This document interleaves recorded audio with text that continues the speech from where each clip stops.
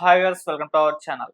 'Pushpa 2' movie ఇంకో 2 వీక్స్‌లో మనకు రాబోతుంది. అందరికి తెలిసిన విషయమే. అయితే ఇప్పుడు ఇంట్రెస్టింగ్‌గా శిల్పా రవి గారు ఎవరైతే నంద్యాల ఎమ్మెల్యేగా పోటీ చేస్తారో అప్పుడు అల్లు అర్జున్ గారు ఆయనకి సపోర్టింగ్‌గా వెళ్ళడం, అది కాస్త వివాదం జరగడం మనమంతా కూడా తెలిసిందే. ఇప్పుడు ఆయన 'పుష్ప 2' మూవీ టీమ్‌కి విషెస్ తెలియజేశారు. ఇది కూడా చర్చనీయాంశంగా మారింది. వైసీపీ అల్లు అర్జున్ ఓన్ చేసుకునే ప్రయత్నం చేస్తుందా? గతంలో జూనియర్ ఎన్టీఆర్ గారిని చేసుకునే ప్రయత్నం చేసింది కదా! అలానే ఇప్పుడు అల్లు అర్జున్ గారి వైపున కూడా మల్లుతుందా అన్న ఒక చర్చ అయితే జరుగుతుంది. సో, ఇది ఎటువంటి పరిణామాలకు దారితీసే ఛాన్స్ ఉంది. ఇప్పుడు ఇదే అంశం మీద డిస్కస్ చేయడానికి ప్రెజెంట్ మనతో పాటు జయదేవ్ గారు సీనియర్ జర్నలిస్ట్ ఉన్నారు. వారితో ఒకసారి మాట్లాడి తెలుసుకుందాం. నమస్కారం సార్. నమస్తే. సార్, శిల్పా రవి గారు 'పుష్ప 2' మూవీ టీమ్‌కి విషెస్ తెలియజేశారు. ఆల్ ది బెస్ట్ అని చెప్పేసారు. ఇది పెద్ద ఫ్రెండ్‌కి చెప్పేసుకున్నారు. అలానే చూడాలి. కాకపోతే ఇంకొక నరేషన్ ఏంటంటే వైసీపీ అల్లు అర్జున్ గారిని ఓన్ చేసుకునే ప్రయత్నం చేస్తుంది. ఎందుకంటే జనసేనకు అల్లు అర్జున్ గారికి మధ్య ఒక వివాదం నడుస్తున్న నేపథ్యంలో, అంటే గతంలో జూనియర్ ఎన్టీఆర్ గారిని కూడా ఓన్ చేసుకునే ప్రయత్నం చేసింది. వాళ్ళకి హెల్ప్ అవుతుందని చెప్పేసి. ఆ యాంగిల్ కనిపిస్తుందా? లేకుంటే ఒక ఫ్రెండ్‌కు విషెస్ తెలియజేసిన వేలోనే దీన్ని చూడాలా? మీరేం చెప్తారు? ఇది ఫస్ట్ థింగ్ అయితే ఒక వెర్షన్ లో మీరన్నట్టు ఫ్రెండ్ గానే చూడాలి. హ్మ్. రెండో వెర్షన్ లో మీరనేది కూడా ఉండొచ్చు. స్వామి కార్యము స్వకార్యము. ఇక్కడ అయినా ఆల్రెడీ ఎంత దుమారం రేగి ఎంత ఇదైనప్పుడు దాన్ని పోస్ట్ చేయడము, దాన్ని ఎక్స్ లో పెట్టుకోవడము, దానికి సెపరేట్ గా thank you dear, thank you darling అని పెట్టడము, హ్మ్. ఇవన్నీ కూడా సత్సంబంధాలు ఉన్నాయంటే ఫ్రెండ్లీగానే చూడొచ్చు. కాకపోతే అసలు ఆ టైంలో ఆయన అక్కడ ఎందుకు వెళ్ళారు, ఎందుకు వెళ్లాల్సి వచ్చింది, ఆయన వ్యక్తిగతం, అది తప్పులేదు. వెళ్ళొచ్చిన తర్వాత నాగబాబు గారు లాంటి వాళ్ళు కొన్ని కామెంట్స్ చేశారు. ఏమని? మాతో ఉన్నవాడు మాతో లేకపోయినా మావాడే, మాతో నడవని వాడు వేరే వాళ్ళతో నడిచేవాడు మాతో ఉన్న పరాయివాడు లెక్కే అన్నట్టుగా అనే భావం వచ్చేలా ట్వీట్ చేశారు. ఆ తర్వాత సాయి ధర్మ్ తేజ్ గారు అన్ఫాలో చేయడము మన బన్నీ గారిని. ఎందుకంటే ఇదంతా ఒక కుటుంబం. ఇప్పుడు మెగాస్టార్ చిరంజీవి గారి నుంచి చిరంజీవి గారు, నాగబాబు గారు, కళ్యాణ్ గారు, రామ్ చరణ్, వరుణ్ తేజ, బన్నీ, శిరీషు, సాయి ధర్మ్ తేజు, వాళ్ళ తమ్ముడు. ఎంతమంది అయ్యారు? దగ్గర 9 మంది. నిహారిక 10 మంది. 9 మంది హీరోలే. నిహారిక ఉంది. మళ్ళీ మధ్యలో అల్లు అరవింద్ గారు ప్రొడ్యూసింగ్, ఇట్లాంటివి. అంటే కుటుంబ పరంగా సెలబ్రిటీ స్థాయి ఉండే వాళ్ళు దగ్గర 10-12 మంది ఉన్నారు.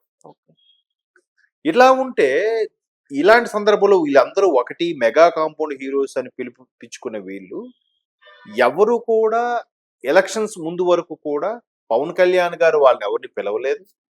వీళ్ళు కూడా ఏదైనా ఇంటర్వ్యూ సందర్భంగా అడిగితే ఖచ్చితంగా బాబాయ్ కాక ఇంకెవరికి సపోర్ట్ చేస్తాం, మామయ్య కాక ఇంకెవరికి సపోర్ట్ చేస్తాం అనేలాగే మాట్లాడారు తప్ప ఎవ్వరు ఎక్కడే మాట్లాడలేదు. ఒక్క రామ్ చరణ్ మాత్రం బాబాయ్ అంటే నాకు మంచి ప్రాణాలు, బాబాయ్ని ఎవరైనా చేయాలి, నా ముందు నన్ను దాటి వెళ్ళాలి అంటే, ఒక బాబాయ్ పార్టీ పెట్టి 10-12 ఏళ్ళు ఇప్పటికీ ఆయన ఆ గాజు గ్లాస్ ని ఇండికేట్ చేస్తూ తాగడం, ఇది నెక్స్ట్ గ్లాస్ వస్తుందా అని అనడం, ఇది రంగస్థలం సక్సెస్ మీట్ లో కేటీఆర్ గా వచ్చినప్పుడు మాట్లాడడం, ఒక్క రామ్ చరణ్ మాత్రం ప్రస్తావించేవారు.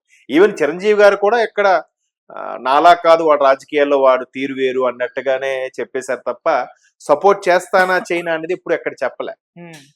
సో మెగా ఫ్యామిలీ అంతా సపోర్ట్ గా ఉందేనో అనుకోవచ్చు.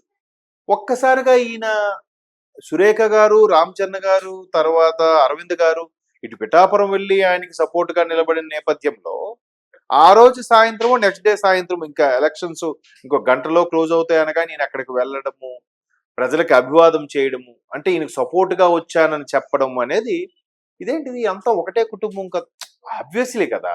ఇప్పుడు స్నేహం వేరు, రాజకీయ పరంగా మాత్రం ఒకటే పార్టీ ఉంటారు ఏ కుటుంబమైనా మాక్సిమం. ఇప్పుడు కుటుంబంలో ఆల్రెడీ డిక్లేర్డ్ ఉందనుకోండి, అన్న ఒక పార్టీ తమ్ముడు ఒక పార్టీ, అది వేరు. బయటికి ఎక్కడా రాజకీయాలకి ప్రమేయం లేని వాళ్ళు, ఒకే కుటుంబం చెందిన వాళ్ళు ఖచ్చితంగా అరే నువ్వు రాజకీయాలకు వెళ్ళడం నాకు ఇష్టం లేదురా, కానీ తప్పదు నీకోసం వచ్చి ఓటేస్తా అనేవాళ్ళే ఉంటారు. సో ఈయన ఎప్పుడైతే అటు సపోర్ట్గా వెళ్ళాడో అంటే ఏంటి, పవన్ కళ్యాణ్ అంటే పడదా, లేదంటే వీళ్ళకి పడట్లేదా, అల్లు ఫ్యామిలీకును కొడిదిల ఫ్యామిలీకి పడట్లేదా, రామ్ చరణ్ బన్నీ కన్నా వెనకొచ్చిన హీరో అయినా రామ్ చరణ్ గ్లోబల్ స్టార్ అయిపోయాడు, ఆస్కార్ రేంజ్ గెలిపాడు, అప్పటికి ఇంక ఈ బెస్ట్ యాక్టర్ కూడా ఇంకా అనౌన్స్ చేయబడలేదు కదా.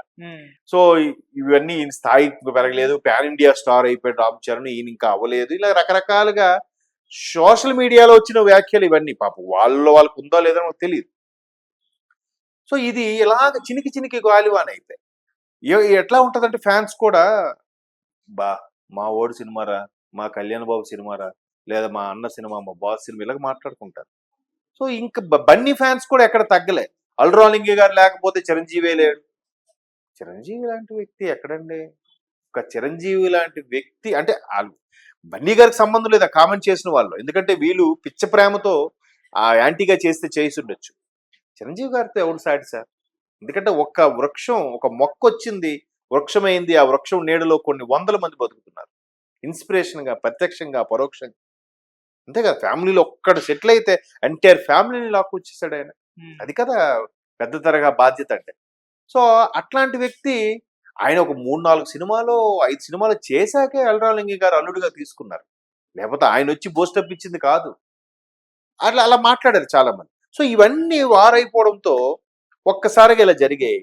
ఇప్పుడు మరలా శిల్పారవి గారు ఈయనకి శుభాకాంక్ష చెప్పడం జనరల్ గా ఒక సినిమా పరంగా చూస్తే తప్పులేదు.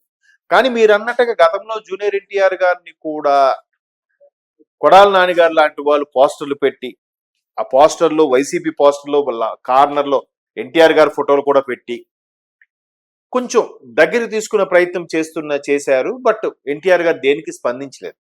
ఇటు కొడాలి నాని గారిని ఖండించలేదు, అటు బాలయ్య బాబు లాంటి వాళ్ళకి మీడియాలో ఏమండి ఇక్కడ కొడాలి నాని గారు ఇలా వాడుతున్నా కూడా ఎన్టీఆర్ గారు ఎక్కడ ఖండించట్లేదు, దీనిపై మీరేమంటే మరి ఆయన ఎన్టీఆర్ వాడిని అడగండి, నన్ను ఎందుకు అడుగుతారని బాలయ్య బాబు 2-3 సందర్భాల్లో చెప్పడం మీడియాకి. ఇవన్నీ చూస్తే మేబీ ప్రయత్నం అయితే చేస్తుండొచ్చు కదా, తప్పేముంది, ఎవరిష్టం వాళ్ళది.